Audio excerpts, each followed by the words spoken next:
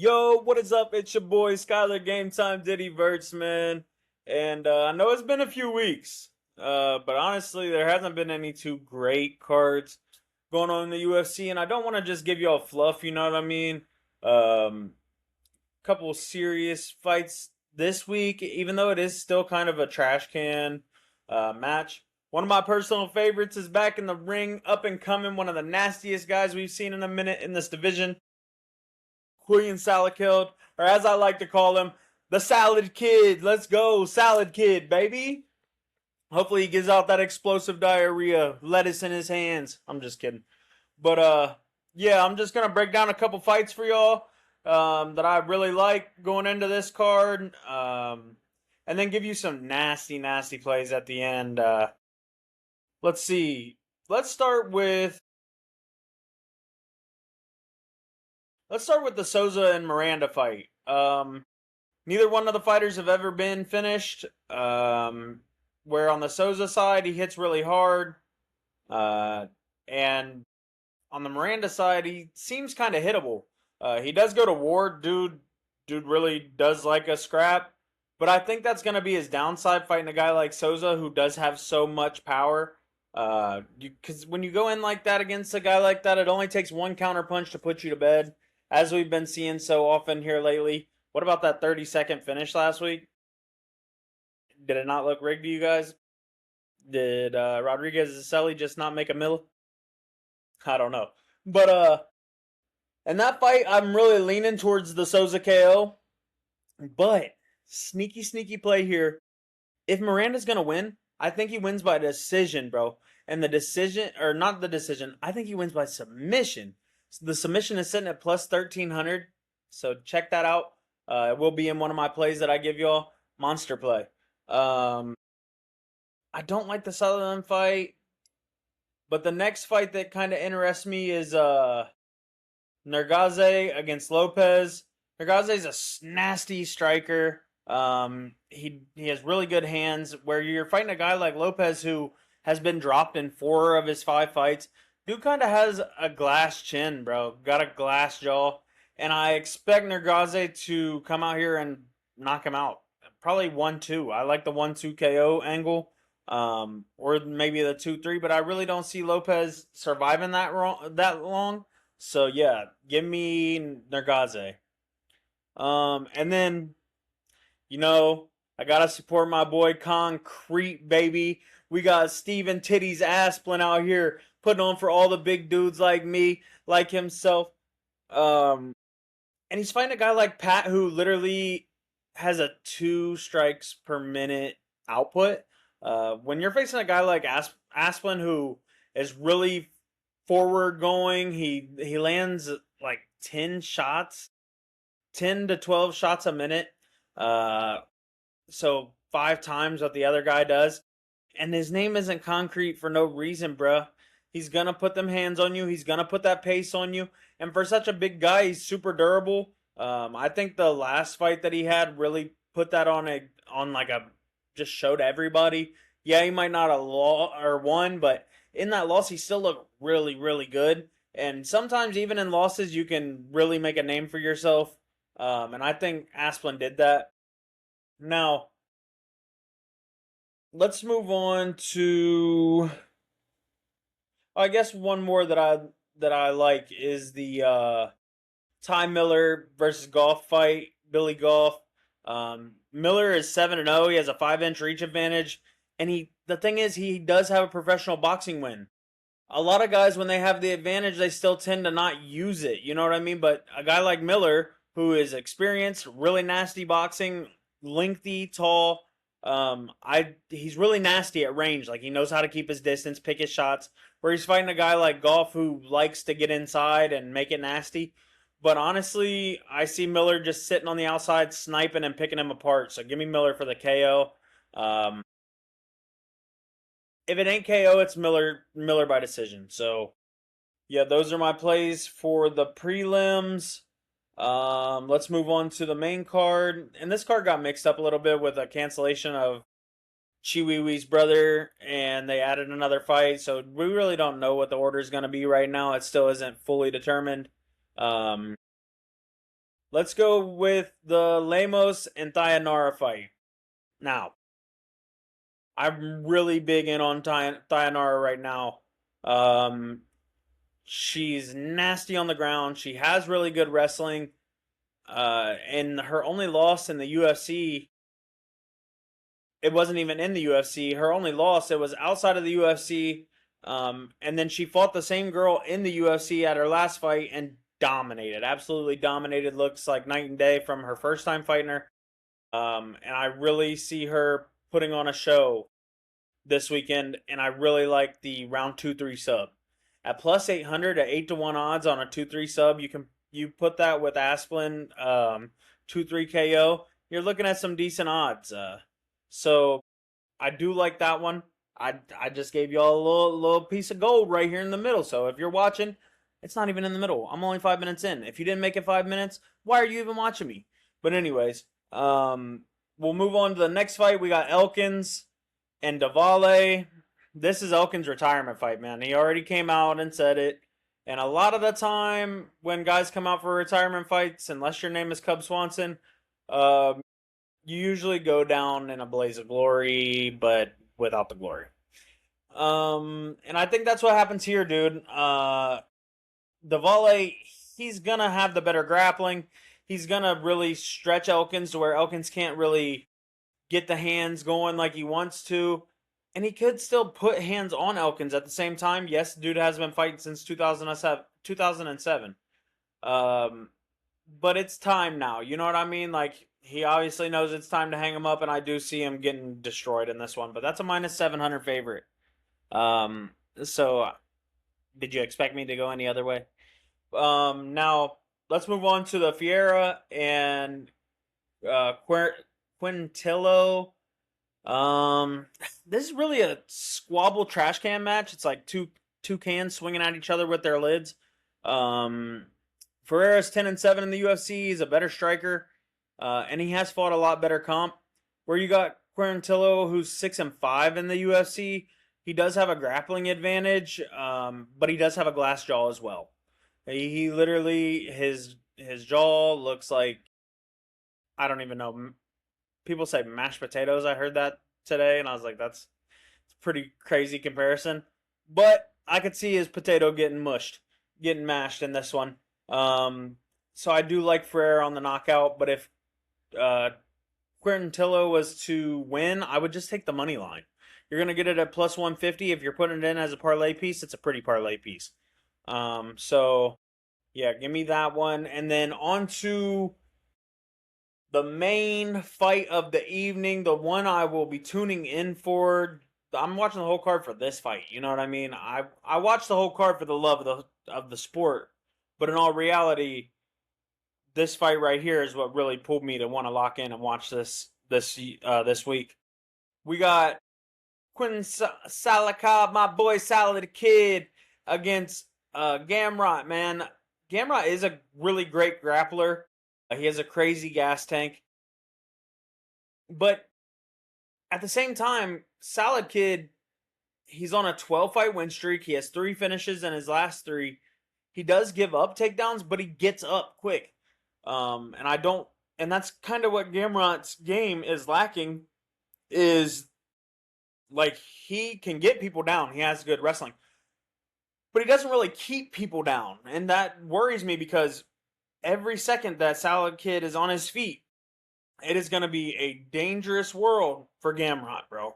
And I really like saladkid for the knockout, but sneakily, I like the sub as well, bro. Like, what if they do get to the ground and saladkid does find a nice little move to get himself on top, or to get to Gamrot's back, or if he hurts him and clubs and subs him? I wouldn't count that out, because he did sub Dariush.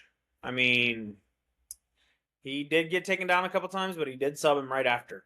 And if you know anything about Dariush, that's kind of his game. So to take him into his realm and then tap him, that kind of speaks volumes to me. So I'm saladkid all day, man. If you're gonna go Gamrot, I would go Gamrot decision, for the simple fact that we don't know how deep saladkid's fucking how deep his tank is. We haven't seen him fight 5 rounds. We've rarely seen him fight 3, so I don't know how 4-5 is going to look for him. So I would say if you're going to be on the Gamrot side, go Gamrot decision. I'm sure you get a pretty decent tag at that line. Um, yeah, and those are my picks for my favorite fights for this weekend. Now, I'm going to give y'all a couple plays. First off, I'm going to start with a bonus play for the people that have made it 10 minutes in. This isn't going to be a long episode. I'm not going to sit here and BS y'all. But I have been lighting it up on WNBA. I haven't been dropping anything for a couple weeks, but just know I've been in the backgrounds working. So tonight, I'm going to give y'all an 8-leg parlay for the WNBA to start, just as a bonus play for y'all for being here, bouncing back with your boy when he came back, and I'm hoping I can print some money for y'all. So in the Atlanta Dream and Washington Mystics game, I have Shakira Austin for 15 points, Angel Reese for 15 points, Angel Reese for 10 rebounds, and Alicia Gray for 15 points. I think that's a killer play, bro. I think that part of it is nasty. And then we move on to the Golden State Valkyries against the Dallas Wings. When we talk about the Wings, we got to talk about our girl Paige Beckers. Give me her for 15. Give me Ogunwale for 15. And give me Paige's girl Ozzy for 2 made threes. 3-point champion. This as a rookie. If you don't know now, you know. That is a key play that's been smashing for me since I've been betting WNBA. It's probably my most consistent play is the 2 threes from Ozzy Foot. And then the last leg, man, the WNBA GOAT of this era right now, it's not Asia Wilson. You thought I was going to say that. Kelsey Plum, man. Give me 15 for Kelsey. I know she just got traded to the Mercury, but in her 2 debut games on the Mercury, she's covered that spread both games with 19 points and 20 points. So pretty easy, you know what I mean? So I think the 15 for her is a solid play. And if you combine all those together, you're going to get 23-1 odds with the 25% profit boost on FanDuel. So make sure you add that to it. And then, I dropped a 10 on it. You know what I mean? I'm trying to win a little 250 on WNBA tonight. And that's how we're going to set up our weekend going into UFC tomorrow. Now, I did cash out last night on WNBA. Before my last leg was live, I took the cash out, turned 10 into 80. It was a decent night. You know what I mean? It was a good play. I made $600 on WNBA last weekend and was 1 point away from another 800. So I'm kind of hot right now there. So if you're in this section of the plays, just know your boy's been lighting it up with his girls. But anyways, let's move on to what y'all are actually here for, what I actually know about. Let's talk a couple plays that I really like for this weekend that are all going to pay pretty significantly.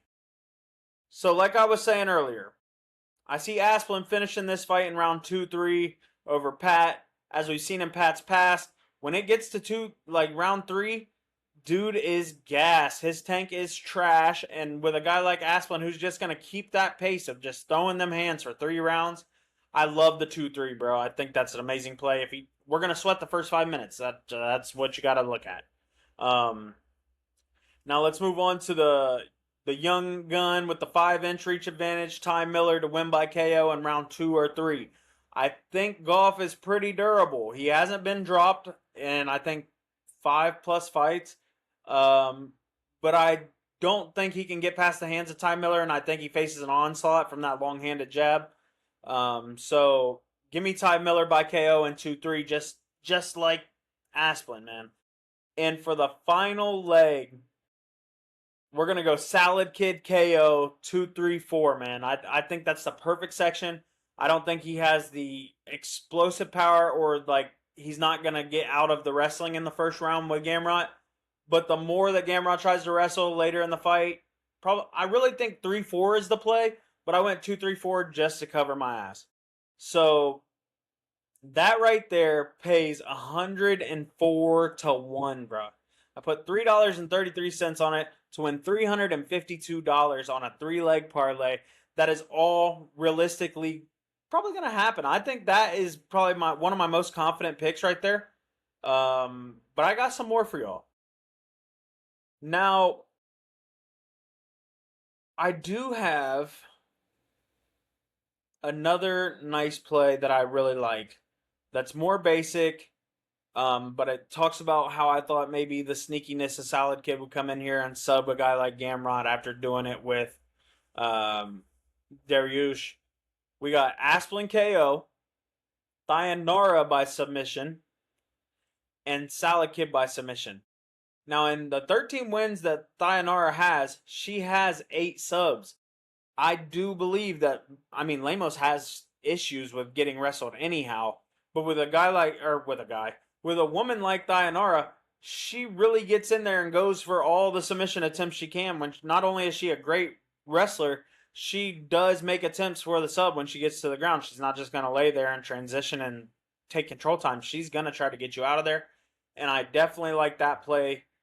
Followed by Salad Kid by sub in the third place. That one right there, 73 to 1 odds.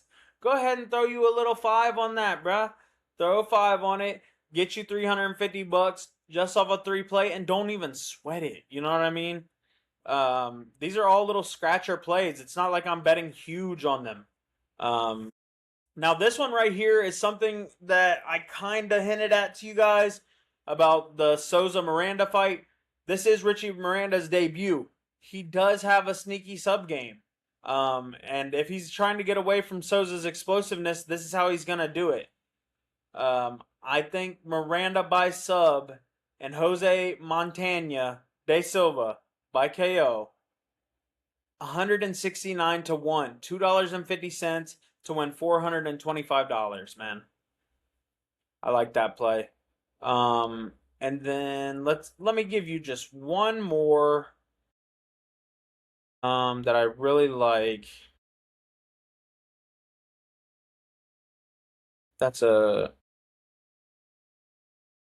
Okay, this will be the last one that I give y'all.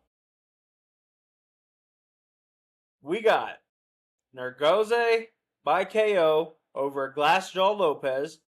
We got Steven Asplin KO, round 2-3. If you don't know, if you didn't listen to the rest of the video, you already know that I'm huge on Asplin 2-3. I think the other dude gasses out, he gets him out of there. Now, I like Thayanara to win by sub in 1-2, just to cover that 2-3 on the other side. So if she does get a sub anywhere, I'm still in the race. That's 61 to 1 odds. $3.50 gonna win you $230. Why not? If you have a $10 bill in your wallet that you aren't really worried about, get on FanDuel and put in these 4 plays I just gave out. I might have gave out more than that, but the last 4 plays I gave out, heaters. But yeah, I thought the fans needed some content. Thought I'd get back on here and bounce back and just show y'all that we still at it, bro. And I mentioned the WNBA, man. Get in on it. Get in on it now. It's gonna be huge. But anyways, that's been your boy Skylar Game Time Diddy Verts. Short and sweet and to the point. I'll talk to y'all later. We got a huge card coming next week. UFC 330. You know who I'm gonna have on here. You know my boy gonna be back, and we're gonna just run FanDuel's pockets next week. But until then, I love y'all, and I'll talk to y'all later. Peace.